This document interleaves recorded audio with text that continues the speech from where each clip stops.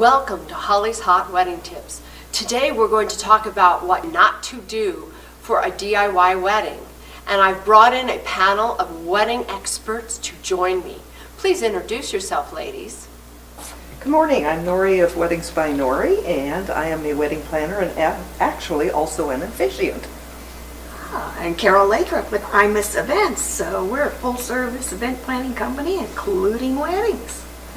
I'm Megan with Event Atelier, and I am an event designer. And I'm Wendie Bass with Wendie Bass Weddings, Events, and More, and I'm an accredited wedding planner and have been doing weddings for over 18 years in Colorado. Oh, so ladies, when would we know to abandon the DIY or to go from DIY to when should I not do DIY or do it myself? That's an excellent question. You know, even Martha Stewart Weddings magazine believes that every bride needs some help at some point, either through the bridesmaids or the family or hiring a planner. So don't be afraid to know when it's time. When you get in over your head sometimes is the thing to do. If it's impacting your relationship with your fiance, oh my goodness, please call somebody. Okay, don't ruin the relationship over trying to DIY your wedding. Okay, anything else, ladies? Well, actually, there's a recent study out that it says that it takes 528 hours to plan a wedding. Wow. 520. So where in your life do you have these extra hours to plan this wedding? 528 hours is a lot of hours. Absolutely. You know, you take, well, okay, I'm working 40 hours a week, and you got to eat, and you got to do laundry, and you got to pay bills, and you got to have some time with your fiance. It really gets hard. Yeah. And that's where you have to rely on professional people to help you on key things. So it's understanding that it doesn't hurt to hire someone to help you, whether it's for an hourly consultation with us as planners, or with an event designer, or a professional who does their job, who knows what their job is, such as a DJ, such as a photographer. They know their job. You're expecting them to do their job. So really, when you get down to when should you not DIY, it's looking at those elements of the wedding that you want to be correct. That's what you want to pay for the professionalism in. An officiant, for example, knows the legal in and outs. They know that you're signing a legal binding contract. Should you not be intoxicated when you sign that contract? You know, they also, the same with a DJ. The DJ knows that there is an ebb and a flow to your reception.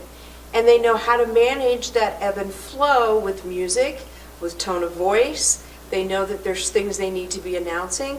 So that's where it's great to use your friends, but if you're going to use a friend, you better interview them just like you were interviewing a professional, because that's where you're going to find the difference.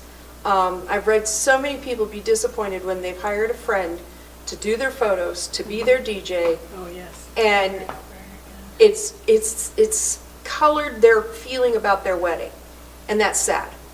That's sad. And know that if you decide there's a point where you hire a professional, it's not about giving up control. It's still your wedding. A good professional is out to make your dreams come true. When you're at that panic point, that's when you need to really stop and evaluate, how do I want my wedding to go? Do I want to be watching everything? Do I want to be the person they're coming to? And that's a point and every bride hits a wall at some point in time. There's no question about it. And it affects their relationship with their fiance, with their families. Yes. They're and a lot of times they put a friend in a very precarious position, because the friend kind of forgets, oh, I was supposed to do that, and then it doesn't get done. So that's when, you know, like you said, you're not giving up anything. You're gaining huge amounts of knowledge, experience, and comfort for yourself. Right, and saving money. If you get us involved with the vendor negotiations, oh my gosh, we've already got those relationships. So if you're worried about budget and how would you pay a planner, that's the time to do it, is before you sign all those contracts. What about when you have certain volume of guests? Is there a threshold that it's better to have someone moving bodies for you than you trying to do it yourself? Oh, is there ever?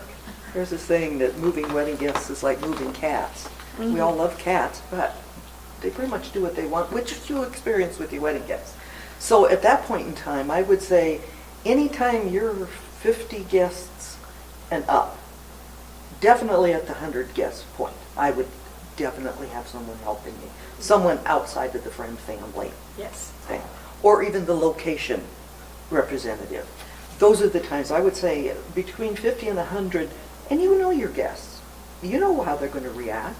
So be prepared in that way to be able to foresee what's going to happen when you transition from ceremony to reception. Absolutely, because you want to enjoy your wedding. You want your guests to enjoy your wedding. You don't want people, your friends, working it. Well, and the other thing you have to realize is that when you get to a certain level of guests, it takes time to move guests. Yes. It's not 5 minutes and everybody's right in place.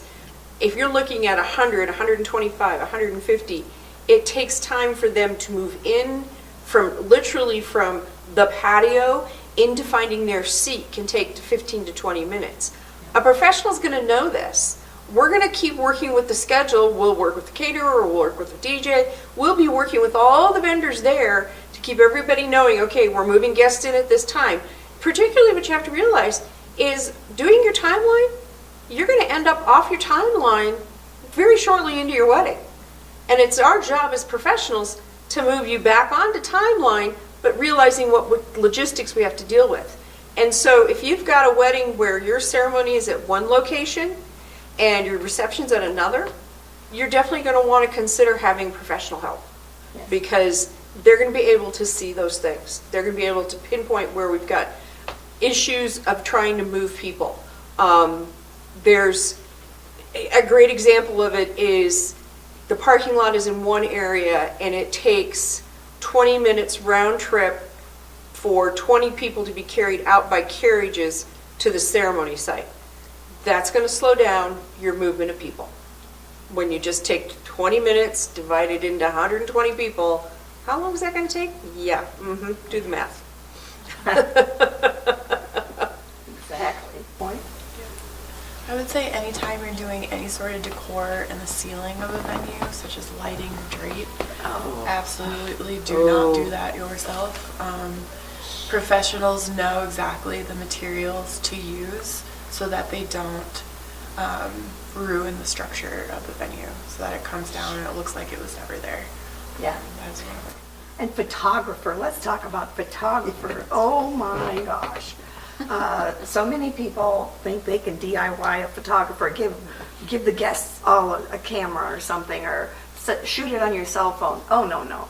Please spend the money on a professional photographer. This is a once-in-a-lifetime event. You don't want to be disappointed in your pictures. Well, and having a friend do it doesn't have that experience to know how to move through the pictures in a nice, even pace. You know, we've all pushed photographers along that as at a wedding of our own, we know what happens. Yeah. So it's better that if we continue to, if you use a professional photographer, like you said, it's your one and only chance. And you can't restage your guests, you can't restage anything else. So that would be the priority for me if I were, if anyone came up and asked me what was the two things. Like Wendie said, number one is a DJ, because it's got to have someone in charge. Number two would be your photographs. And number 3, food. I Yep. wouldn't Number attempt to 3, make food. Oh, no. That Yeah. sort of thing. Been there and done that, Yeah. and learned my lesson. I Yes, don't DIY the food. I always get asked that question, and I always say atmosphere, food, and photography, you don't want to skimp on. You are putting on an event for your family and friends, and you want them to have a good time and enjoy themselves. And when you're cutting things low, I had been to a wedding where the groom told the groomsmen and the bridesmaids they couldn't eat because there wasn't enough food. You don't want that experience for your guests. Oh, no, especially And the a bridal people who party. spent the most time with you that day. Yes, exactly. And the You ones can't that eat. will be with You you can't at the eat. 25th wedding anniversary. And the ones that are most likely to faint Yes, exactly. in the middle of the ceremony. So, Yeah, don't do that. no, that would be silly. Yeah. Yeah. Well, thank you. These were amazing tips for what to and not to DIY at your wedding. Remember to like and subscribe to my line below and check out all the rest of Holly's Hot Wedding Tips at www.adventuresindance.com.